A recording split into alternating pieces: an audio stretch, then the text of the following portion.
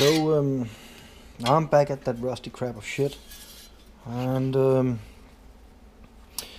I was going to make fender panel skirts edges by hand, but my luck turned and I simply found somebody who had cut the rest of the fenders out and left what I needed. Not for that car, but it doesn't matter, I'll make it fit. So now I don't have to do this by hand. The only thing I have to do is take that, let's see if, yeah, you can see that edge there. I have to straighten that out to make it fit on the car. And to my my good friend and ex-brother-in-law, I hope you watch this, because I just told you about my channel, and hope you enjoy some of the shit I show. Yeah, so I'm not quite sure how to say this, but I just need to beat that piece of bending out and make it straight, and I'll show you later on what I did and how I reattached it to the car. But so now I don't have to show you how to make that in. It's not that difficult. It's of course it's difficult if you never tried it before and just standing with your jewels in your hand and just don't know what to do. But you simply clamp a straight piece of metal down like that, and then you start, or you can, if you're used to it, you can hold it by hand, and then you simply just move it around on an edge while you're hammering gently on the edge, so you get a bend, and that bend will be this one, and in time you will bend that piece more and more and more and more, and just keep following that edge, and you'll get the desired finish of what you need, or shape of what you need. So now I don't have to show you that. Maybe I'll show you that some other day, I don't know. Time will tell. Maybe somebody else on another channel can show you that. I sure hope so. Otherwise you will have to tell me that you didn't find anything that was good enough for you. Sometimes it's good to take a hammer, clamp it in a vise, or put it up if you can just put a hammer head on. I prefer either square hammerheads or the round hammerheads. I know you are thinking right now, well, that's the only hammerheads I can come in close contact with. Yeah, of course, but when you're sheet metal working, you have 6 edges, 8 edges, you have round headed, like convex and concaves and stuff like that. For this kind of job, this is what you need, you know, and even a vise, a big vise that can handle the pressure and the beating. So this one is not square, but it's hopefully square enough for me, and hopefully good enough for the job I have to do. I don't have a I have a rail, a piece of rail, how to call it, rail track, but the problem is that it's too big and too wide, so I can't work with it. I only need this little piece, you know, dented out. So yeah, hold on for a second, and maybe I'll show you some of the work. Sorry about that. You can see that's the other piece that I found, and this is the lift that was cut out. So you can see it has a nice edge. That nice edge will probably fit.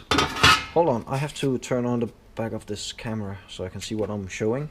You can see it'll fit nicely in some places, and some places it won't, so just work around with it a bit.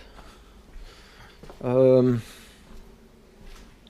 haven't done so much to this truck.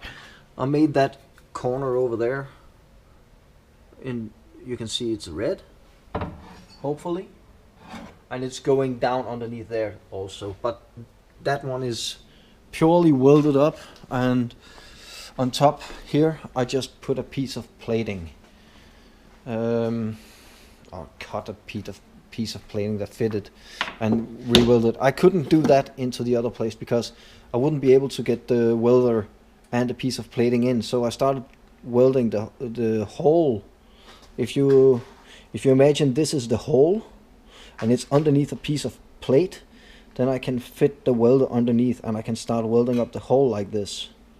And I can simply reattach new steel like that in arches and build that up. Remember, the hole was about this wide, or maybe this wide, I'm not sure. And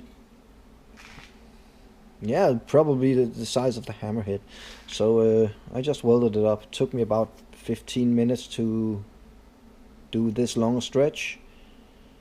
And I have to cool it down because otherwise it'll just shrink up the welding and just pull in the rails. And that's not good. So I have to, you know, make a string, weld, let it cool, weld, let it cool, and so on and so forth. And the last piece was just a piece of plating where I could actually attach the piece of plating to. I know that's not the way to do it, but that was the way to do it for me right now. Get it? Okay, I'm not going to talk now because I'm going to take the camera and put it in my mouth so you can see what I'm doing.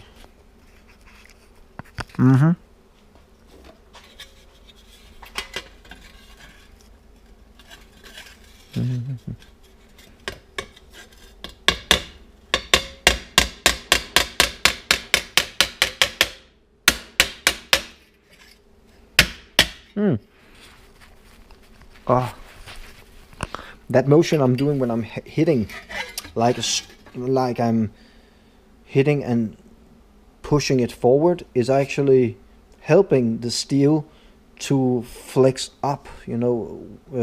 So when you're hitting it, you're just making a dent. When you're hitting it, striking the steel and like pushing on the steel, you help to uniform that dent to what it was before it was a dent. So it's not by coincidence, it's actually something you do. Hope that helps.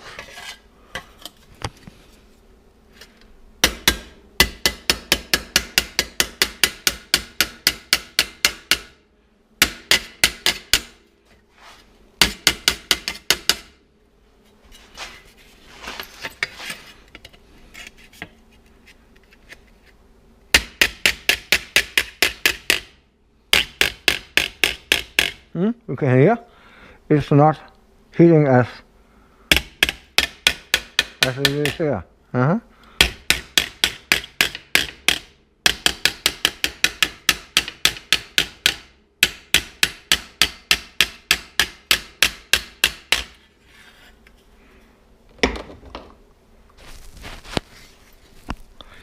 didn't show that before, but you can see it's actually almost straight now. Maybe that will give you a better view. Yeah, you can see that's almost straight now. So it's not much work before it's a straight plate. It's only here I need to hit it a bit more and straighten it out. Couple of seconds and it's finished. Huh? Nice.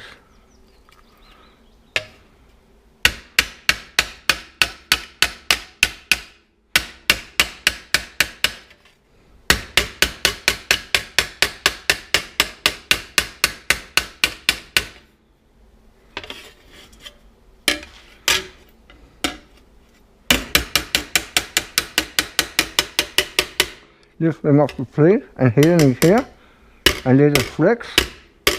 I hope you can understand.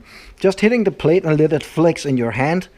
Don't hold on too tightly. Let it be like a soft but firm attachment, and it'll help.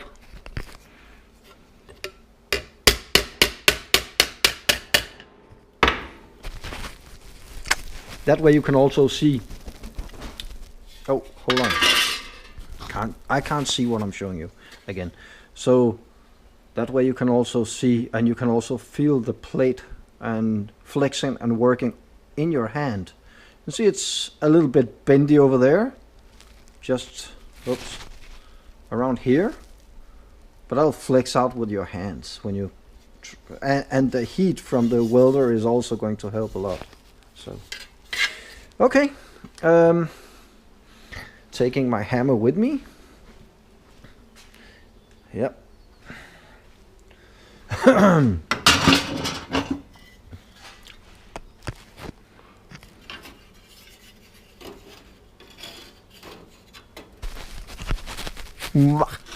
So now what I have to do is find that edge in there. I have to find that with that bend over there, like that.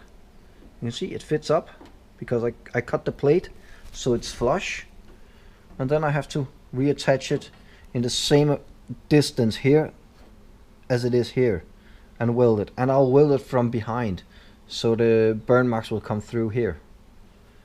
And before I do that, I have to shape this piece of plating, not to go over or under, no, I have to shape it just to fit that curve, that little edge, and simply cut it and grind it so it fits, and then I'll weld it. Okay, so that's it for now. Not much I can show you now. Maybe I'll show you something else. Oh yeah, by the way, I made this for my son.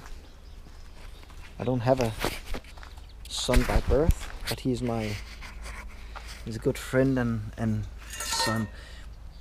I don't know what the problem with the welder is. You can see it looks like bird craps, but I changed the wire, the welding wire, and it burns much better now. But it'll hold up. This is for his motorcycle saddlebag attachments, or rather it's only for making the saddlebag not go into the rear wheel when he's driving. This is his left left side. That is the front, and this is the rear, and it has to mount straight behind the shocks, and that's how much space he has to do that. We might show you how it looks on his bike. He's got a Honda CB400. He was on my opening Bakken this year with his girlfriend. So yeah, that's it. That stroller you saw is also something I need to weld. These attachments in the front are only plastic covers. Underneath, the steel is actually welded to the frame, and the welding is cracked, so one of the wheels fell off. Yeah, imagine that with your kid in the trolley, and one of the wheels falls off while the kid is in the trolley and just hits over. Nice. So I'm going to do 2 good welds, one on the one that isn't cracked, and one on the one where the wheel fell off. So yeah. Okay, enough bullshitting for me. Bye bye.